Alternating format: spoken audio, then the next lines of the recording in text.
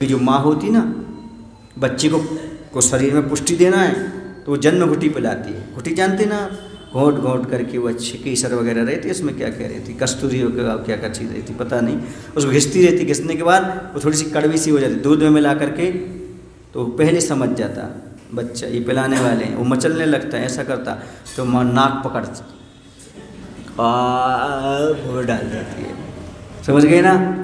अब पट्ठा उसके बाद उल्टी कर दी, उसकी मजबूरी है। माँ पहला कहाँ तक डाल देती, गले तक, तो नाक पकड़ के ऐसे कुंतु सागर नाक पकड़ करके अंदर डाल देती। अब तुम पट्टी उल्टी कर दो तुम्हारी बात हो, अंदर ले तुम्हारी बात,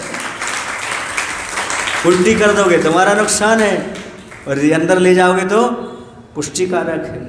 अब नाक तो पकड़ना पड़ती है क्योंकि माँ की करुणा है, नाक पकड़ना भी माँ की करुणा है, समझ रहे हैं ना। माँ नुकसान नहीं चाहती पर क्या करें, पट्ठा पीता नहीं। ऐसे चाहते नहीं कि आपको कठोर शब्द में बोलना पड़े, पर क्या करें, पट्ठा सुनता नहीं, इसे सुनाने के लिए उसे जबरदस्ती देना पड़ता है। कहीं ना कहीं से घुटी पी ली आहार में तो परेशान करना, क्यों, क्योंकि ये कहीं ना कहीं घुटी तब भी उसकी नाक पकड़ना, अभी नहीं, अभी तुमसे आहार नहीं लेगी, पहले ये करो ये करो। कहीं ना कहीं ये करुणा है, उससे कोई नफरत नहीं है, उससे वो नहीं, पर तुम सही रास्ते पर आओ, अभिषेक करो, पूजन करो, यहाँ स्वाध्याय में आओ।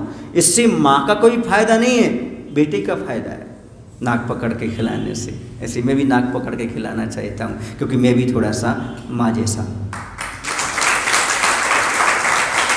त्वमेव माता च पिता त्वमेव बंधु च सखा त्वमेव। गुरु और भगवान माँ के समान ही होते हैं। माँ माना है, वो तो आपके लिए मन माना पिलाएंगे देंगे, तुम नहीं मानोगे तो भी बार बार तुम्हारे लिए समझेंगे। हैं,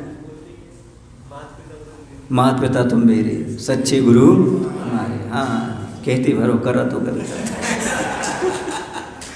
कुछ करते कुछ नहीं करते, उन्हें भी इस प्रकार का करना चाहिए, समझ गए ना।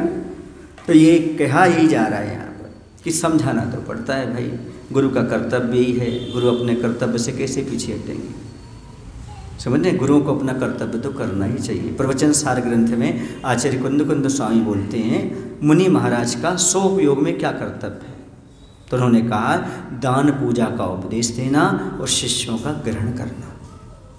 क्या करना, बहुत सारे लोगों को जिन धर्म से परिचय कराना, शिष्य बनाना, उनको मोक्ष मार्ग पर लगाना, और दान और पूजा का उपदेश देना, ऐसा कहा है। ये क्यों कहा आचार्य कुंद महाराज ने, तो उन्हें पता है पंचम काल में इसी के माध्यम से लोग जुड़ेंगे। दान और पूजा के माध्यम से जितने जुड़ेंगे उतने और किसी से जुड़ ही नहीं सकते। और जितने करीब आप भगवान के करीब आना चाहते हो तो पूजा करो, और मुनियों के करीब आना चाहते हो तो दान दो।